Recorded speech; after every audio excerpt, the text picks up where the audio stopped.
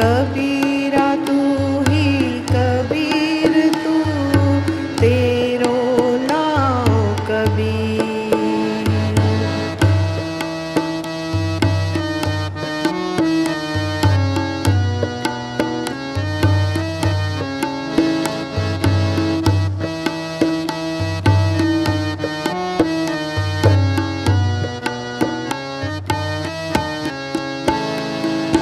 कबीर कसौटी राम की, कबीर कसौटी राम की, झूठा टिके न कोई।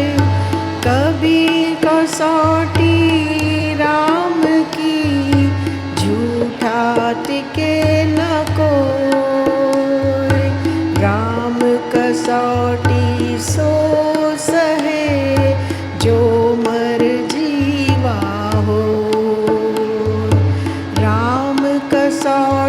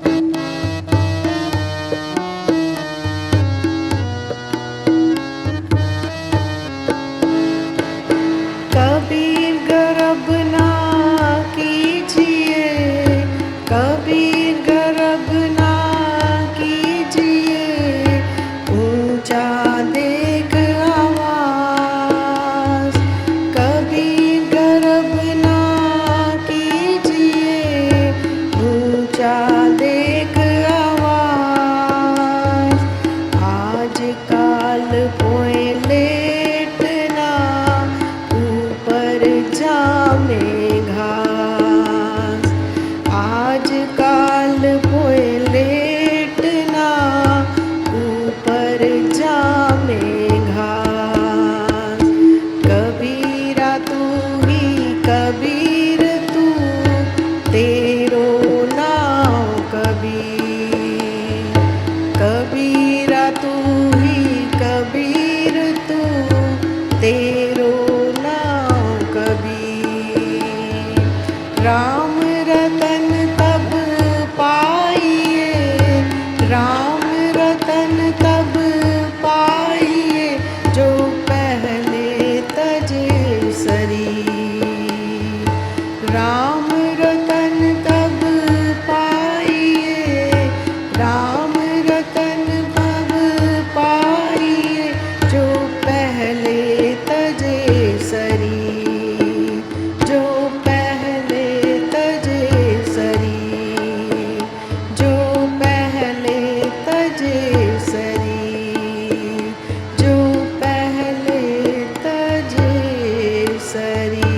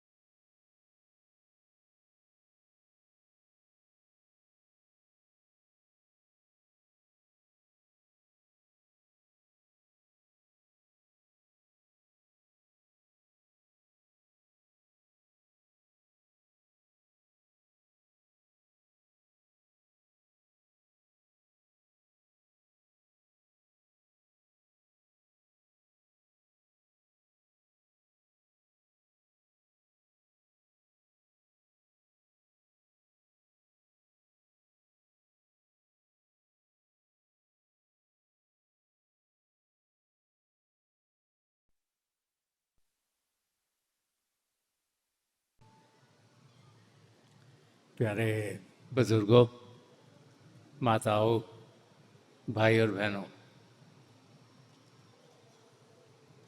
आज ये हम सब की बड़ी खुशकिस्मती है कि आज जबकि हम सब हैदराबाद में इकट्ठे हुए हैं कि हमें कबीर साहब के वचन सुनने को मिले।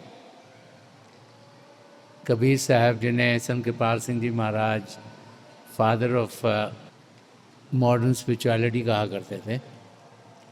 कबीर साहब जिन्होंने बहुत कुछ अध्यात्म के रास्ते के बारे में कहा। कबीर साहब जिन्होंने खोल खोल के समझाया कि जब हम इस धरती पर आते हैं हम सबका मकसद क्या है। ये समझाया कि हमें अपनी ज़िंदगी जीनी कैसी है और हमारे कदम किस ओर बढ़ने चाहिए। उनके लफ्ज़ बड़े सादे और सिंपल थे और बड़े आसान लफ्ज़ों में बड़ा खोल खोल के उन्होंने समझाया कि हम सब एक लक्ष्य से यहाँ इस धरती पर भेजे गए हैं। हम जब इस धरती पर आते हैं, जिस भी घराने में पैदा हों, हमें कोई ना कोई नाम दिया जाता है जिसके ज़रिए हम पूरी ज़िंदगी गुजारते हैं। हम सोचते हैं जब वो नाम पुकारा जाता है तो वो हमें पुकारा जा रहा है, और वो नाम चाहे कोई भी हो, उसी को हम अपना असली रूप समझ बैठते हैं। तो हम हैं कौन, हम क्या हैं, वो इस शब्द के ज़रिए हमें कबीर साहब समझा रहे हैं। तो कबीर साहब ये एक प्रभु की ओर संकेत कर रहे हैं और हमारी ओर संकेत कर रहे हैं और फरमा रहे हैं कि कबीरा तू ही, कबीर तू, तेरा नाव कबीर। जो वर्ड कबीर है वो ग्रेटनेस, बहुत बड़ा, उसको संबोधित करता है।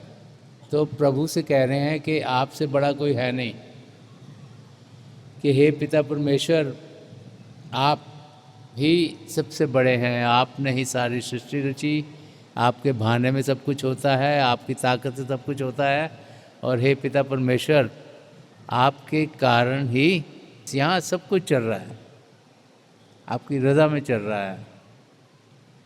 और फिर फरमा रहे हैं कि कबीरू तू, जो उनका अपना नाम कबीर था उसकी ओर इंडिकेट कर रहे हैं, कि एक इंसान की ओर इंडिकेट कर रहे हैं कि जो इंसान है वो भी बहुत महान है। क्यों महान है? क्योंकि प्रभु ने उसे चुना और 84 लाख जिया जून में जो सबसे उत्तम चोला था, जो मानव चोला, उसे दिया, जिसमें प्रभु ने सब पदार्थ दिए हैं जिसके ज़रिए हम अपने आप को असली रूप में जान सकते हैं और पिता परमेश्वर को पा सकते हैं। तो कबीर साहब हमें समझा रहे हैं जो पिता परमेश्वर हैं वो एक चेतनता के महासागर हैं, जो हमारा असली रूप है। चाहे हमें नाम दुनिया में कोई भी दिया गया हो, लेकिन जो असलियत में हम, शरीर नहीं, हम अपना दिमाग नहीं, हम एक आत्मा हैं। वो आत्मा एक बूंद है उस महासागर की, और ये समझना बहुत ज़रूरी है कि हम सब प्रभु की अंश हैं, आत्मा परमात्मा का अंश। तो वो यहाँ समझा रहे हैं कि कबीरा तू ही, कि हे पिता परमेश्वर आप सबसे बड़े हैं, कबीरो तू, वो अपने आप को इंडिकेट कर रहे हैं, इंसानों को इंडिकेट कर रहे हैं कि हम इंसान जो कि आपने अपने रूप में बनाए हैं, जो कि हमें आपने यहाँ भेज दिया, 84 लाख जिया जून में सबसे जो उत्तम चोला था हमें दे दिया, हमें सब पदार्थ दे दिए, हम अपने आप को जान सकें, पहचान सकें, और फिर जो ज़िंदगी का मकसद है कि हम जो बिछड़ गए हैं आपसे, हम आप में जाकर लीन हो जाएं, आप में मिल जाएं और 84 लाख जिया जून से छुटकारा पा लें। और वो कैसे होगा वो आगे समझा रहे हैं कि कबीरा तू ही, कबीरू तू, तेरो नाव कबीर। कि मिलने का तरीका क्या है? कि हे पिता परमेश्वर जो आपने शब्द उत्पन्न करा, जिसके ज़रिए सारी सृष्टि रची गई, वो सबसे महान है। वो शब्द कण कण में समाया हुआ है, हम सबके भीतर चल रहा है, उसके साथ हमने जुड़ना है। और अगर हम उसके साथ जुड़ गए तो हम जिस मकसद से यहाँ भेजे गए हैं, जो अपने आप को जानना है और आत्मा का मिलाप परमात्मा में कराना है, वो हमारा मकसद पूरा हो जाएगा। तो एक ही लाइन में कबीर साहब हमें समझा रहे हैं कि हम हैं कौन। ज़्यादातर तो हम अपने आप को यही सोचते हैं कि हम जिस घराने में पैदा हुए, जिस देश में पैदा हुए, जो हमारे प्रोफेशंस हैं, हम अपने आप को उसी लिहाज से सोचते हैं कि मैं इंजीनियर हूँ, मैं डॉक्टर हूँ, मैं अकाउंटेंट हूँ, मैं लॉयर हूँ, मैं इस देश का वासी हूँ, मैं उस देश का वासी हूँ, मैं इस धर्म को फॉलो करता हूँ, मैं उस धर्म को फॉलो करता हूँ। तो हम अपने आप को वही सोचते हैं। लेकिन कबीर साहब हमें समझा रहे हैं कि हम एक चेतन आत्मा हैं, हम परमात्मा का हिस्सा हैं, और जो प्रभु का शब्द है जो कण कण में समाया है, जिसके ज़रिए सारी सृष्टि रची गई, उस शब्द से कुछ महान चीज़ है नहीं, और उसी के ज़रिए हम फिर से प्रभु में लीन हो सकते हैं। तो समझा रहे हैं कि जो शब्द है, जिसे अनहद शब्द कहा गया, जो इन कानों से सुनता नहीं, जिसके दो रूप हैं, ज्योति और श्रुति, वो रोशनी इन आँखों से दिखती नहीं, वो जो यहाँ प्रभु ने शिव नेत्र दिया, 10वां द्वार दिया है, सिंगल या थर्ड आई दी है, जो दोनों आँखों के बीच में है, जब वो खुलती है तो प्रभु की ज्योत के हमें दर्शन होते हैं, प्रभु की ध्वनि को हम सुन सकते हैं, और उस शब्द के साथ जुड़ते हुए हमारी आत्मा फिर अंदर की दुनिया में प्रवास कर सकती है। जब अंदर की दुनिया में हम बढ़ेंगे तो हम देखेंगे कि वो दुनिया प्रेम की दुनिया है, वो दुनिया खूबसूरत दुनिया है, और प्रभु का प्रेम हम और अनुभव करते चलेंगे। हर एक धर्म ग्रंथ हमें यही समझाता है कि जिन्होंने प्रेम किया उन्होंने पिता परमेश्वर को पाया। तो प्रभु के प्रेम का अनुभव करना सबसे ज़रूरी है। तो इस शब्द में जैसे हम ये शब्द को पढ़ेंगे समझेंगे तो कबीर साहब बड़ा खोल खोल के समझा रहे हैं कि हम जो जीते हैं हम किस लेवल पर जी रहे हैं। हम जो सोचते हैं कि सारी तरक्की हमारी बाहर की दुनिया में होनी चाहिए। पढ़ लिख के इंसान काम करना शुरू करता है, कोशिश करता है कि दुनिया में अपने आप को इस्टेब्लिश करे, यहाँ की धन दौलत कमाए, यहाँ की शौहरत कमाए। तो समझा रहे हैं कि जो हमें ज़िंदगी दी है, जो 60, 80, 100 साल की है ज़िंदगी, उसमें हमें करना क्या चाहिए, किस मकसद से दी गई है।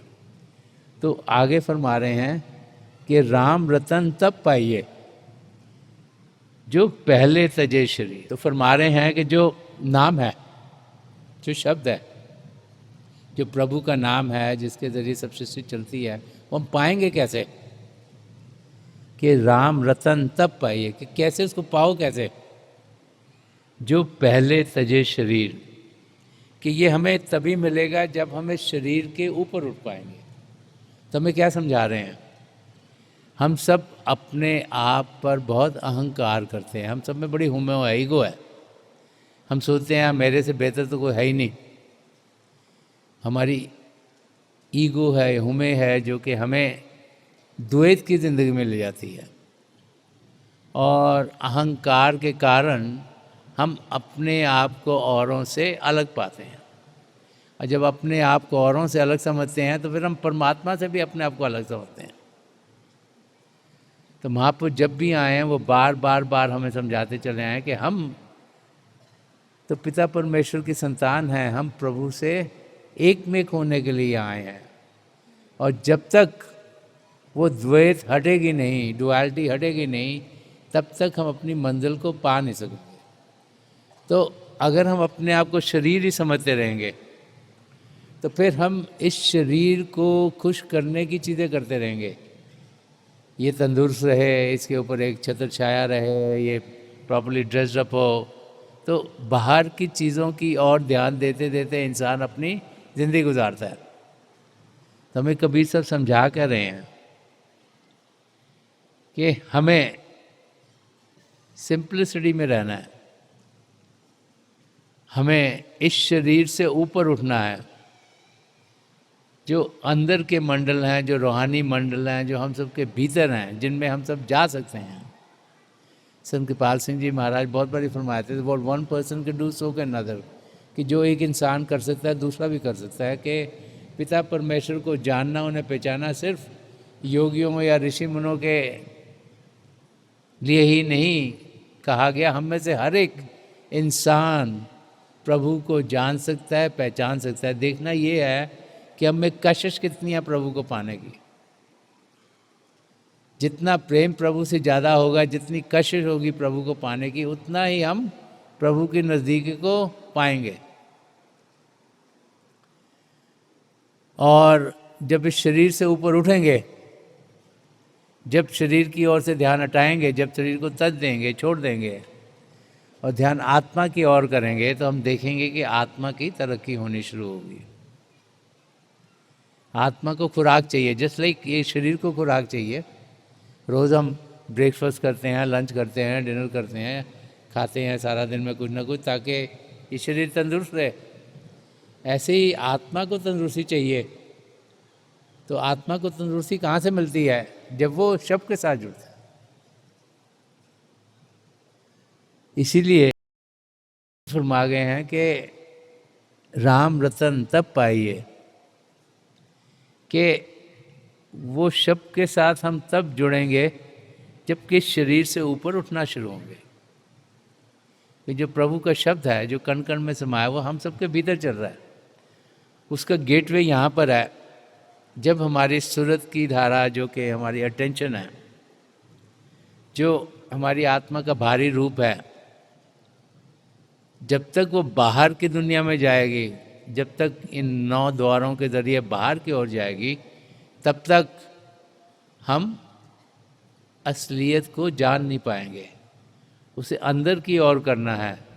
और उसे यहाँ शिव नेत्र पे एकाग्र करना है, ताकि हम फिर अपने सद्गुरु की मदद से अंदर की दुनिया में बढ़ पाएँ और अंदर के नज़ारों का अनुभव करें। यही हमें यहाँ पर कबीर साहब समझा रहे हैं कि शरीर से उठना ज़रूरी है।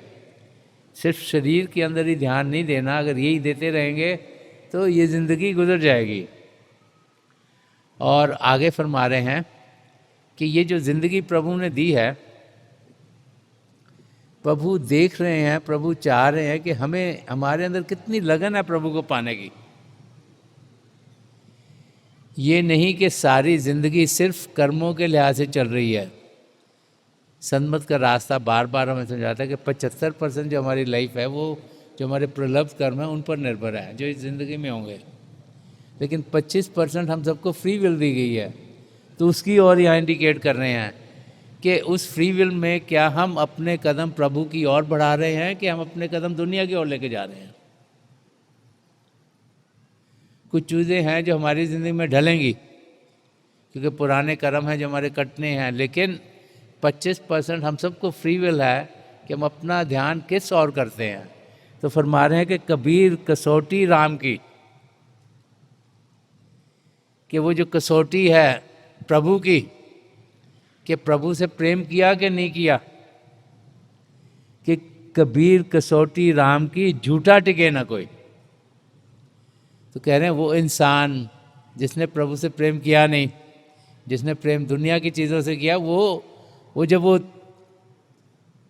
डे ऑफ जजमेंट आती है, जब वो देखा जाता है कि ज़िंदगी जी कैसे इंसान ने, तो उस पर वो टिक नहीं सकता जो सिर्फ दुनिया की ओर ही ध्यान देता रहा, जो दुनिया की चीज़ों से लगाव करता रहा, जो अपना पूरा एफर्ट दुनिया में देता रहा। वो फरमा रहे हैं वो टिक नहीं पाएगा, क्योंकि वो माया की दुनिया, इल्यूजन की दुनिया, झूठ दुनिया में ध्यान दे रहा है। जो असली दुनिया उस हमारे भीतर है, वो चेतन दुनिया है। ये बाहर की दुनिया को महापुरुषों ने माया की दुनिया कहा है। माया की दुनिया इसीलिए कहा है कि यहाँ जो दिखता है वो है नहीं, और जो है वो दिखता नहीं है। बार बार महापुरुष समझाते हैं कि कई खंडमंडल बने, सचखंड, उसकी रिफ्लेक्शन पार ब्रह्म, उसकी रिफ्लेक्शन ब्रह्मांड, उसकी रिफ्लेक्शन अंड, और उसकी रिफ्लेक्शन पिंड। तो हम कई रिफ्लेक्शन सचखंड से दूर हैं, कई रिफ्लेक्शन असलियत से दूर हैं। और जैसे कि जब स्वप्न आता है इंसान को, तो उसको लगता है कि हर एक चीज़ सही है। जब हम मंदिरों के घाट पर जीते हैं, जो भी हम अनुभव करते हैं, हम कहते हैं ये ऐसी ज़िंदगी है। लेकिन जब इंसान स्वप्न से उठता है, तभी उसे मालूम होता है ओहो ये तो स्वप्न था। तो जब तक हमारी आध्यात्मिक जागृति नहीं होगी, जब तक ये शिव नेत्र खुलेगा नहीं, जब तक हम अंदर की मंडल में जाएंगे नहीं, जब तक हम अंदर की दुनिया में उड़ान नहीं करेंगे, तो हम सोचते हैं कि जो बाहर की दुनिया में जो भी हम ये इंद्रियों के ज़रिए, जैसे आँखों से हम देखते हैं, कानों से सुनते हैं, नाक से सूंघते हैं, ज़बान से चखते हैं, और स्पर्श की इंद्रिय है, शरीर में हज़ारों सेंसर, कहीं भी हाथ लगाओ तो फीलिंग्स आती हैं। तो उनके ज़रिए जो हम ग्रहण करते हैं, हम सोचते हैं यही असली है। लेकिन महापुरुष समझाते हैं ये माया की दुनिया, ये जो हमें इनपुट्स आ रहे हैं, सब ये माया की दुनिया के आ रही हैं। तो फरमा रहे हैं कि झूठा टिके ना कोई, कि वो इंसान जिसने ध्यान बाहर की दुनिया में दिया है, वो प्रभु के जो प्रेम की कसौटी है उसके ऊपर टिक ही नहीं सकता। क्यों? क्योंकि प्रभु तो देख रहे हैं कि तुमने प्यार कितना किया प्रभु से, उनको जाना, उनको पहचाना, उनकी नज़दीकी पाई, जो उनकी सृष्टि उन्होंने रची है। क्योंकि कण कण में प्रभु समा रहे हैं, उसमें हमने कुछ उस और ध्यान दिया, कुछ उनका ख्याल किया, कुछ उनकी मदद की, कि हम सिर्फ अपने शरीर के लिए ही जीते रहे और सब कुछ अपने सोचा जो कि असली है नहीं, उस और सारा ध्यान हमने दे दिया। तो इसीलिए फरमा रहे हैं कि कबीर कसौटी राम की, झूठा टिके ना कोई, कि अगर किसी ने प्रेम नहीं किया, अगर उसका ध्यान दुनिया में ही रहा ज़िंदगी भर, तो वो उस कसौटी पर टिक ही नहीं सकता। और फरमा रहे हैं कि राम कसौटी सो सहे जो मर जीवा हो, कि कौन टिकता है उसके आगे, कि जब वो डे ऑफ जजमेंट आता है कि भाई हमने ज़िंदगी जी कैसी, तो उसमें टिकता कौन है, कि राम कसौटी सो सहे जो मर जीवा हो, जो जीते जी मरने की विद्या सीखते। तो जीते जी मर रहे इंसान कैसे, जीते जी मरने की विद्या क्या है? वही जो पहले का है कि rise above physical body conscious है कि जो पहले तजे शरीर, जो शरीर से ऊपर उठे, शरीर में होते हुए शरीर से ऊपर उठना, वो क्या है? अभ्यास करना, मेडिटेशन करना, भजन सिमरन करना। इस शरीर में जीते हुए इस शरीर से ऊपर उठ पाएँ, ये हमारा शिव नेत्र खुला हुआ हो, हमारे सदगुरु की मदद से हम अंदर की दुनिया में जाएं और अंदर के नज़ारों का अनुभव करें। संत दर्शन सिंह जी महाराज ने अंदर की यात्रा के बारे में फरमाया कि खाक से ताबा क्या कशा हमने तो जब किया सफ़र, इश्क मिला कदम कदम हुस्न मिला नज़र नज़र। तो संत दर्शन सिंह जी महाराज फरमा रहे हैं कि जब वो अंदर की दुनिया में गए तो हर एक कदम में उन्हें प्रभु का प्रेम मिला। वो जो यहाँ कबीर साहब कह रहे हैं कि प्रभु के प्रेम की कसौटी पे हमने सबने हमारी जजमेंट होगी कि भाई हमने प्रभु के प्रेम का अनुभव किया कि नहीं किया। और अंदर के नज़ारे और खूबसूरत हैं, क्योंकि वो और चेतन है, और चेतन है, और चेतन है। हम लोग सोचते हैं कि बाहर की दुनिया की खूबसूरती बहुत खूबसूरत है, और जनरली बहुत सी बार लोग सनसेट और सनराइज़ को बड़ा खूबसूरत समझते हैं, क्योंकि आसमान में देखते हैं तो जब सनसेट हो रहा होता है या राइज़ करता है, अलग अलग के रंग दिखाई देते हैं जो कि हम जनरली नहीं देख पाते। लेकिन जब अंदर की दुनिया में बढ़ते हैं तो वहाँ के रंगों को देखते हैं तो ये बाहर के रंग सब फीके लगने शुरू हो जाते हैं, क्योंकि ये सब रिफ्लेक्शंस हैं और वो असलियत है। और जब भी कोई भी चीज़ रिफ्लेक्ट होती है उसकी असलियत हट जाती है, थोड़ी सी चीज़ रह जाती है उस पर। तो यहाँ पर हमें कबीर साहब यही समझा रहे हैं कि राम कसौटी सो है कि वो इंसान सही माना जाएगा जो मर जीवा है, जिसने जीते जी मरने की विद्या सीखी, जिसने इस शरीर से ऊपर उठने का अनुभव किया, जिसका ये शिव नेत्र खुला, जिसको तवज्जो मिली ताकि वो अंदर की दुनिया में बढ़ पाया और इस शरीर में होते हुए अंदर की दुनिया का अनुभव करते हुए फिर वापस इस शरीर में आ गया। ये नहीं कि पिता परमेश्वर को हम सोचेंगे हम तब पाएंगे जब हमारी मौत होगी तो पालेंगे, अभी तो दुनिया के काम करें। वो समझा रहे हैं कि ये जो सुनहरा मौका मिला है हमें 60, 80, 100 साल का, इसका हम पूरा फ़ायदा उठाएं। इसमें ध्यान पिता परमेश्वर की ओर दें और अपने कदम अपनी मंजिल की ओर तेज़ी से बढ़ाएं। और फिर समझा रहे हैं कि ये शरीर है क्या। फरमा रहे हैं कि कबीर बेड़ा जर्जरा फूटे 6,000।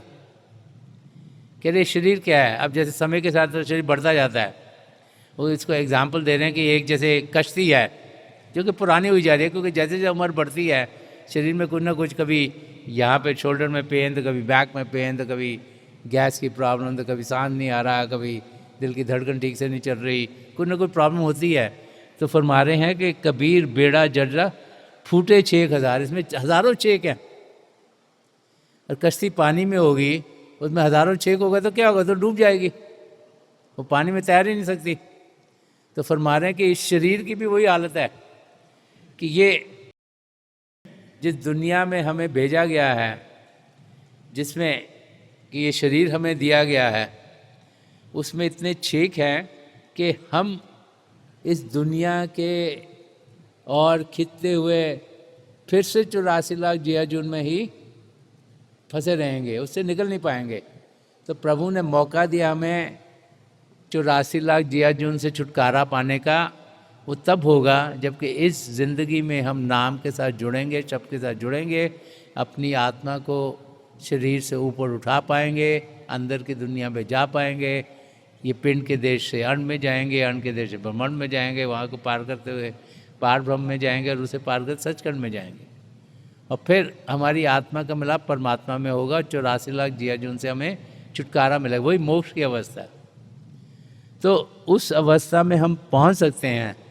लेकिन फरमा रहे हैं कि ये शरीर की ओर ही ध्यान देंगे तो ये तो जैसे एक कश्ती है जिसमें हज़ारों छेक हैं, ये तो डूबनी है। तो वो बता रहे हैं कि ध्यान शरीर की ओर ना दें, हम आत्मा की ओर ध्यान दें। और फरमा रहे हैं कि हुर्रे तिर गए डूबे जिन सिर भार। तो कहते हैं कि लस्से की कश्ती है और उसमें हज़ारों चेक हैं, तो जो भी किस्ती में बैठा सब डूबने शुरू होंगे। तो कहते हैं कौन तरता है, जो कि हल्के हैं। हल्के कौन है? जिनके कर्म नहीं है, जिनके कर्म कट रहे हैं। और वो कह रहे हैं हुर्रे हुर्रे तिरगे, जो हल्के हल्के थे वो तो तैर पाएंगे।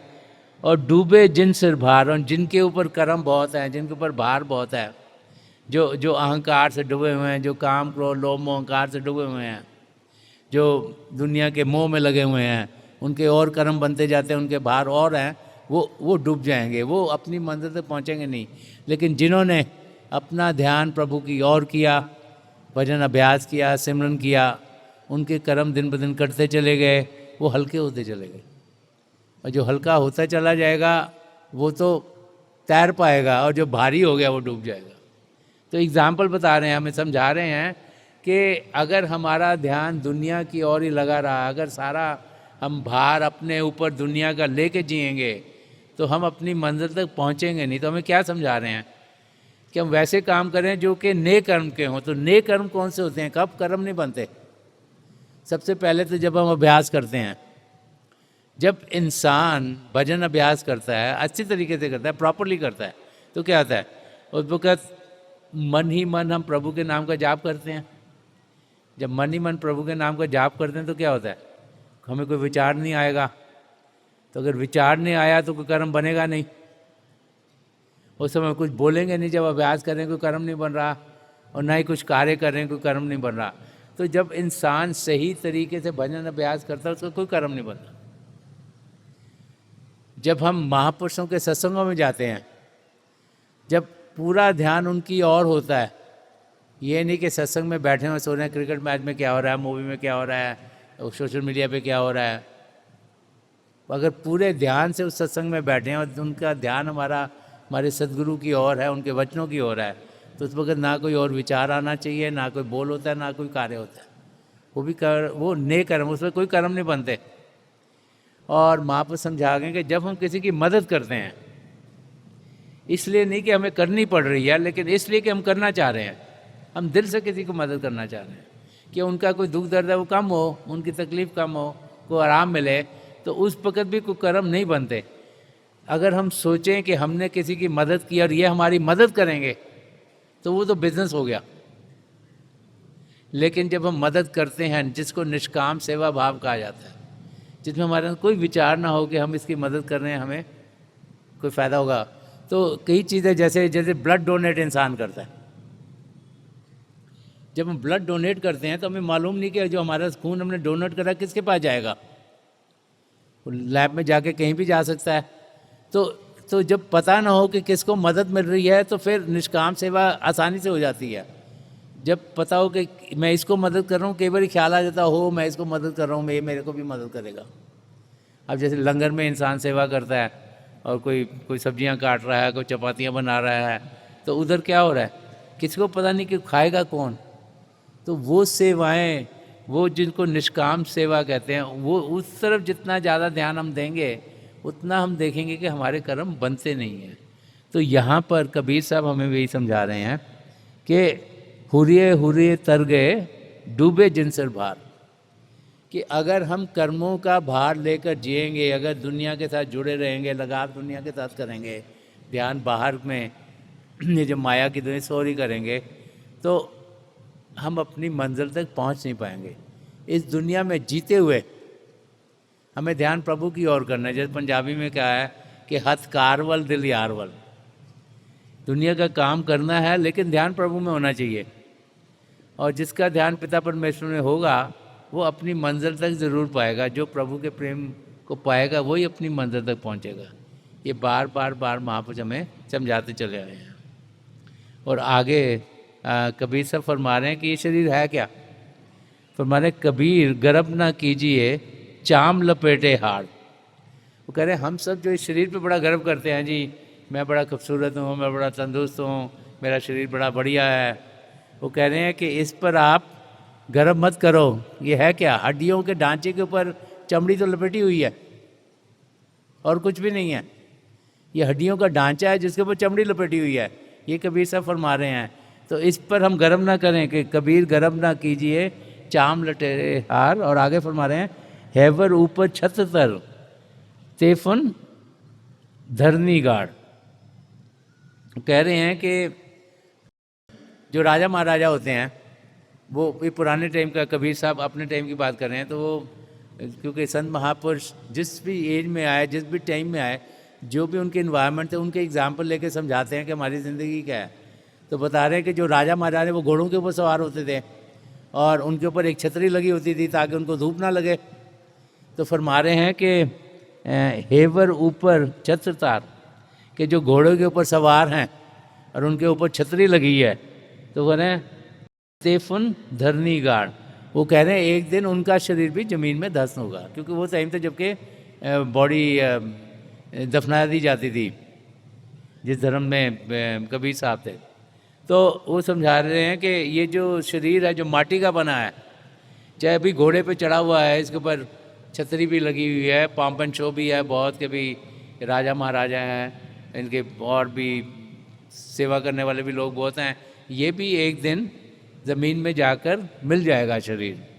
कि ये जो हड्डियों का ढांचा है, जो चमड़ी से लपेटा है, इसके ऊपर मत हम ध्यान दें, क्योंकि असलियत में तो हम एक आत्मा है, एक रूह है जो चेतन है, जो प्रभु का अंश है, जो निर्मल है, जो कोमल है, जो प्रभु के प्रेम से भरपूर है, उसको हमने अनुभव करना है। और आखिर में समझा रहे हैं कि कबीर गर्व ना कीजिए, ऊंचा देगा वास।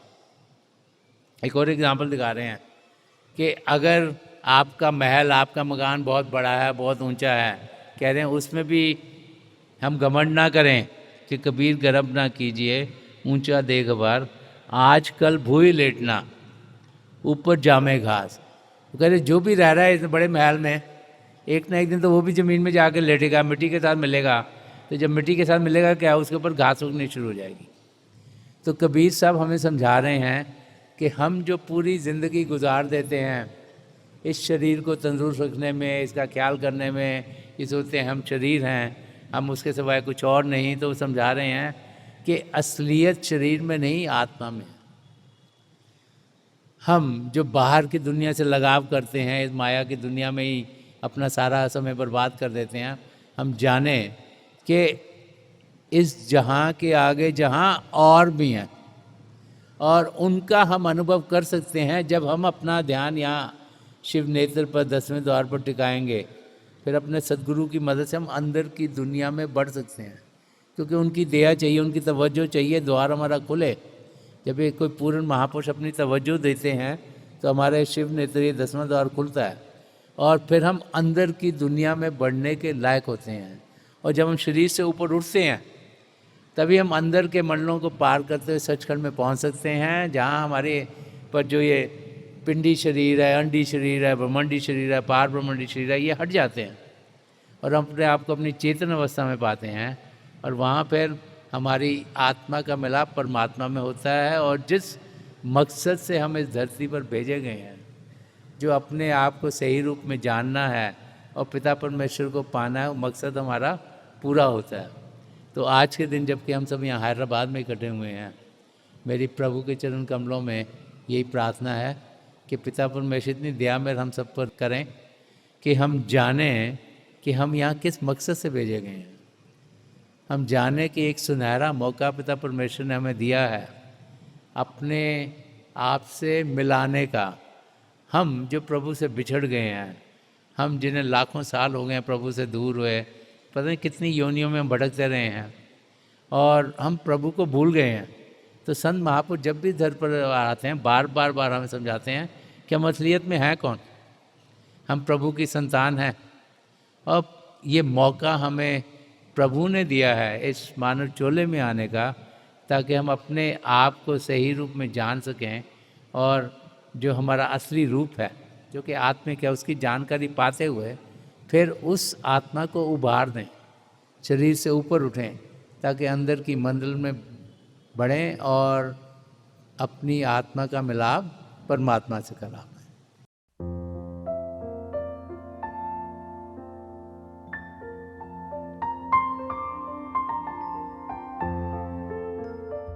तो थोड़ी देर के लिए हम सब अभ्यास के लिए बैठ जाएं। आप जहाँ भी बैठे आराम से बैठिएगा, अपनी आंखें बंद कर लीजिएगा। ये जो आई बॉल्स आँखों के डले सीधे सामने फोकस हो, जैसे 8 10 सामने आप फोकस हो। आंखें बंद करते ही वो भाई बहन जिन्हें नाम की देन मिली आप सिमरन कीजिएगा। और जो भाई बहन यहाँ नए हैं आप पिता परमेश्वर के किसी भी जाति नाम का जाप कीजिएगा। जाप मन ही मन करना, ऊंचा नहीं दोहराना। मेरी प्रभु के चरण कमलों में और जो पिछली संचि के महापुरुष हैं हजूर बाबा सावन सिंह जी महाराज, परम संत कृपाल सिंह जी महाराज और दयाल प्रसन्न दर्शन सिंह जी महाराज के चरण कमलों में यही प्रार्थना है कि जो जो हम सबके लिए बेहतर हो ये महापुरुष हमें दें, हमें सबके साथ जोड़ें और हमारे भीतर प्रभु की ज्योत के हमें दर्शन करवाएं। थोड़ी देर में मैं आपको इस बैठक से उठाऊंगा और मेरी शुभकामनाएं आप सबके साथ हैं।